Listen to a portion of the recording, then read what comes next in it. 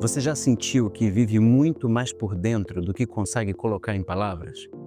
As suas próprias emoções, por exemplo. Quando você sente raiva, medo, tristeza, alegria. Quando você fala a palavra, apesar dela indicar, ela não dá conta de expressar tudo o que está acontecendo dentro de você, porque são traduções simplificadas. Tem vários autores que investigam o campo da consciência e que vêm demonstrando que os sentimentos corporais, quando tentam ser reduzidos a uma realidade verbal, eles implicam numa perda de informação enorme. Dizer enfiei a mão na água e enfiar a mão na água de fato são coisas completamente diferentes. Ou comer algo bom e dizer que gostoso não tem nada a ver com o que você de fato está sentindo. Bom, se você prestar atenção e diferenciar, isso é evidente. Mas se você não prestar, não é evidente. Eu vou dar um exemplo, que é o mais comum da nossa cultura. Eu encontro um amigo e pergunto assim, e aí, tudo bom, cara? E aí imediatamente o amigo responde, tudo. Às vezes tudo quer dizer, sei lá, eu só tô no automático. Ou tudo quer dizer, mano, eu nem quero parar para sentir o que eu tô sentindo agora.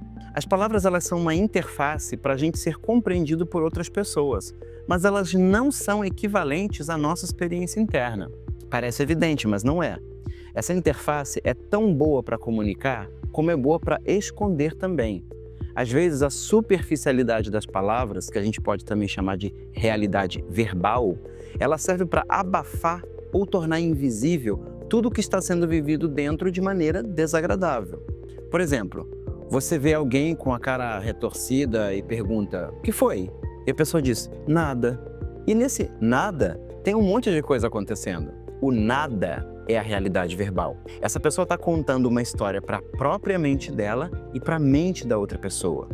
É a história de que nada está acontecendo comigo. Só que essa história, ela serve para mim, por quê? Porque eu finjo para mim que nada está acontecendo. Então eu não preciso lidar com isso. E essa história, ela serve para você, para que você não entre num lugar que eu não quero que você entre, nem acesse. É isso que eu quero demonstrar com esse exemplo. As palavras, elas podem esconder o acesso ao mundo interno, ao lado de dentro do corpo.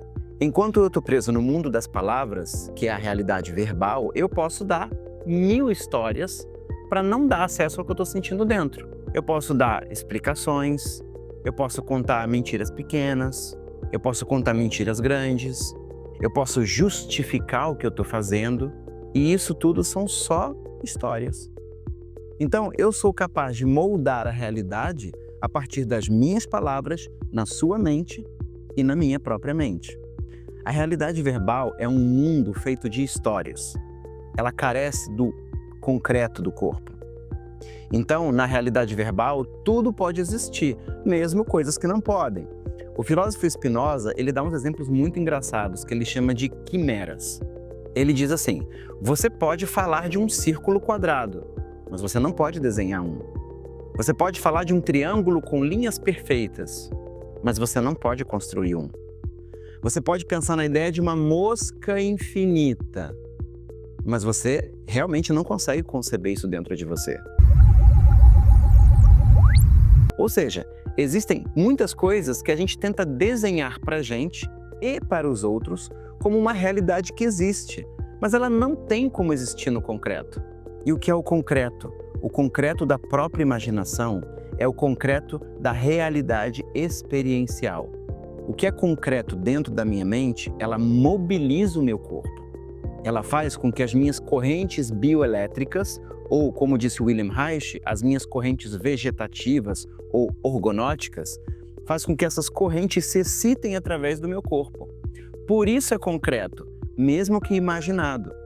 Eu vou dar um exemplo jurídico de como funciona uma quimera ou uma realidade verbal fictícia. A lei antidrogas brasileira, por exemplo.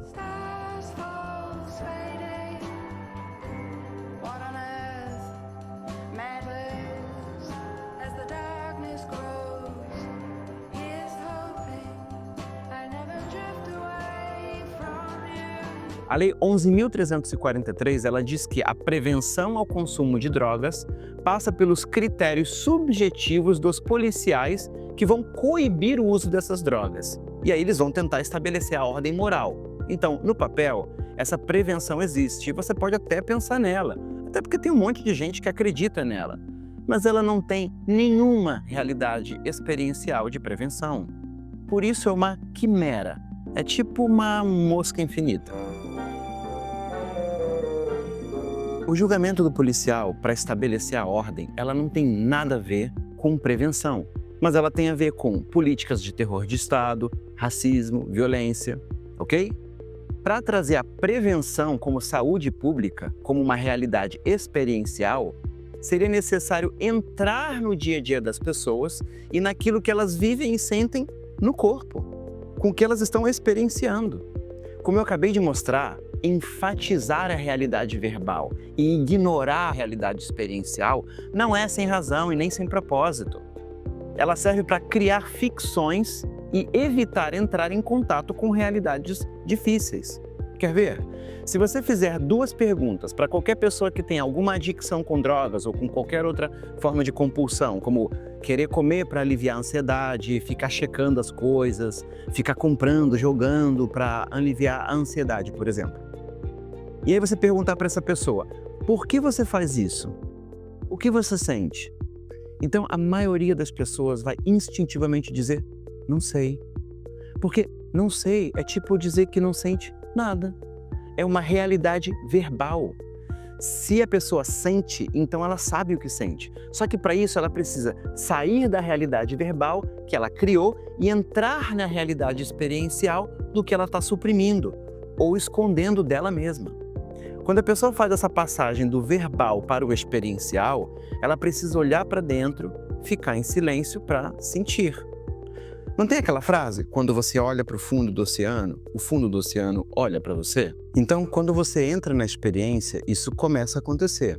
Se você quiser sair do verbal, você precisa olhar para dentro do oceano e entrar dentro dele, o que é feito sem palavras. E esse é um dos conceitos importantes do Psicologia Política do Corpo. Você sair da realidade verbal para a realidade experiencial não é você falar o que você pensa, nem falar do que você sente, mas é você entrar no que você sente. Então, por exemplo, eu estou no meu escritório e daí eu digo para a minha colega de trabalho, nossa, esse trabalho está me matando, é muita coisa para fazer, eu me sinto cansado. E aí a colega diz, é mesmo, você trabalha muito. E aí eu digo, é verdade. Pronto, eu disse para ela o que eu sentia. Mas se a gente fosse mensurar, quantos % desse diálogo aconteceu numa realidade experiencial e quantos % ele aconteceu numa realidade verbal? Lembra que a realidade verbal pode ser construída para esconder a verdadeira experiência do que acontece dentro do corpo? Quando eu digo, eu estou muito cansado, pode ser que eu esteja realmente cansado vivendo essa experiência. Mas existe outra parte do eu estou muito cansado, que é uma fachada que justifica o meu verdadeiro sentimento, a minha verdadeira experiência interna, que é de vaidade. Eu tenho que trabalhar muito duro, porque a qualidade desse trabalho depende de mim. E aí eu posso descer mais uma camada dessa realidade experiencial, que é de angústia e medo, e ela está dizendo, se eu não trabalhar muito duro e provar isso, então as pessoas vão me ver como inferior. Vaidade, angústia, medo estão acontecendo na realidade do corpo, na experiência sem palavras. E isso estava acontecendo na realidade verbal? Não. Nada disso existia lá. O que existia na realidade verbal que eu criei era outra coisa. Olha só, fulana, eu faço muito aqui, eu cumpro os meus deveres, eu me sacrifico pela empresa e eu tenho altíssima responsabilidade. Então, tem um pouquinho de realidade experiencial, que é o meu cansaço real. E tem uma enorme realidade verbal que está sendo criada por mim para esconder o que eu estou sentindo. Se eu convidar minha colega de trabalho para entrar nessa realidade verbal comigo, ela vai pensar, nossa, ele é responsável mesmo. Então, eu vou estar contando uma historinha para ela me achar o máximo e eu vou estar contando uma historinha para mim, para eu me achar o máximo, enquanto eu escondo o que realmente eu estou sentindo. Mas eu estou falando do meu cansaço, que é real. Falar do que sente e, de fato, sentir são 2 coisas completamente diferentes. É como o exemplo que eu dei, falar que um pão é gostoso e eu, de fato, comer o pão e sentir isso, os 2 desenham realidades na minha imaginação. Mas Uma tem concretude e a outra tem só ficção e fantasia. Quando você está dentro de uma realidade verbal, você pode ser facilmente enganado, porque você imagina mergulhando muito pouco no seu corpo. Mas quando você está dentro da realidade experiencial, o que você vê que está acontecendo, porque você sente. Você sabe porque você sente e porque está olhando o oceano e entrando nele. Então eu vou dizer de novo. Quando você prefere lidar mais com a realidade verbal do que com a experiencial, qual é a vantagem nisso?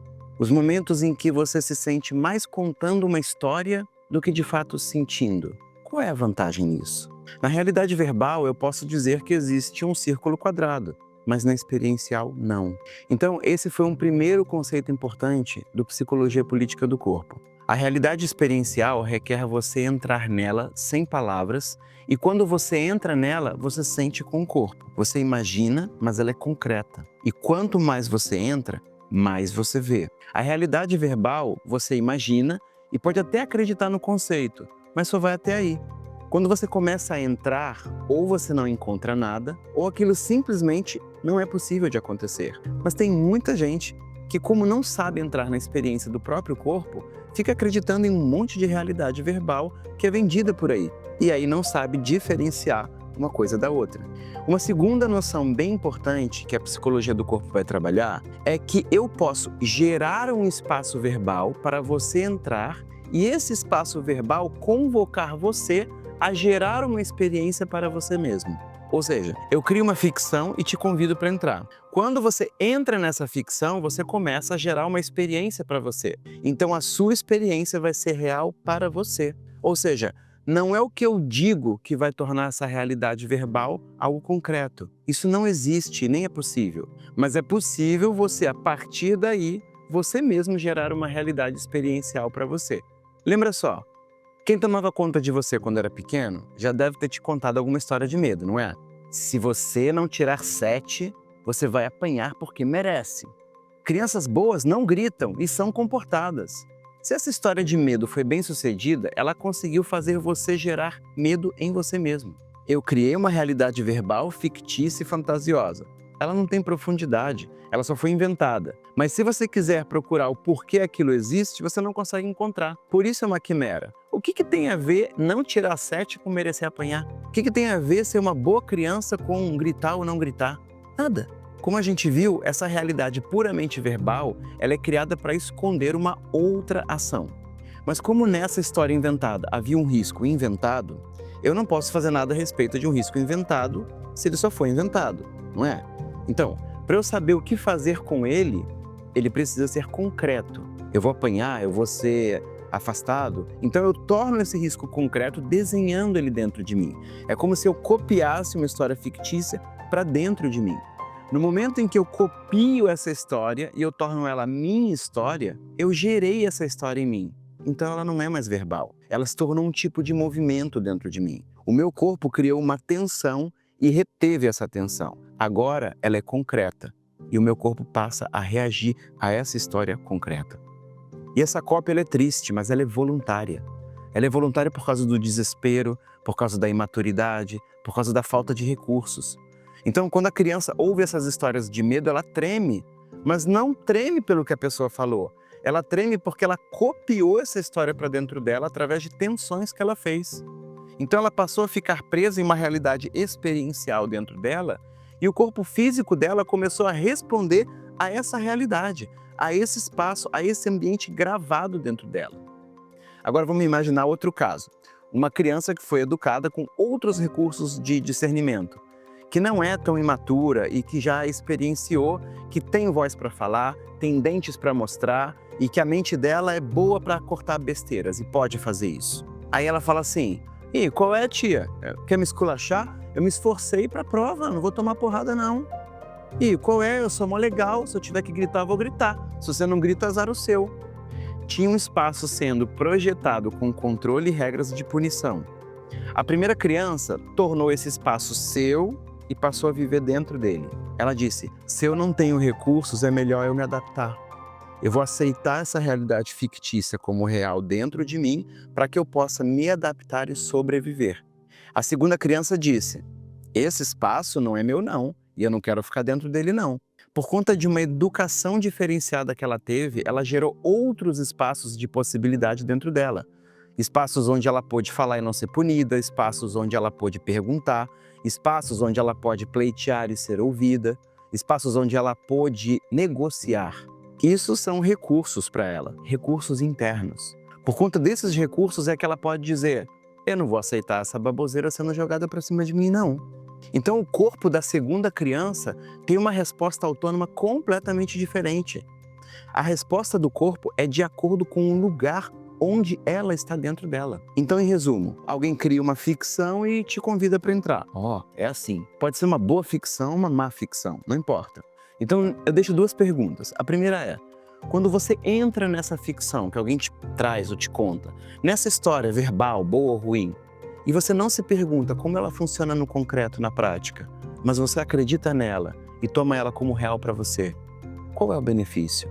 E a segunda pergunta: quando você entra numa boa ou numa má ficção, mas você não consulta o que você está sentindo dentro da sua experiência sem palavras no seu corpo, qual é o benefício? Qual é o benefício de habitar uma realidade verbal que alguém te convida a entrar, sem você conferir o que sente no seu corpo? Quem nunca passou por isso?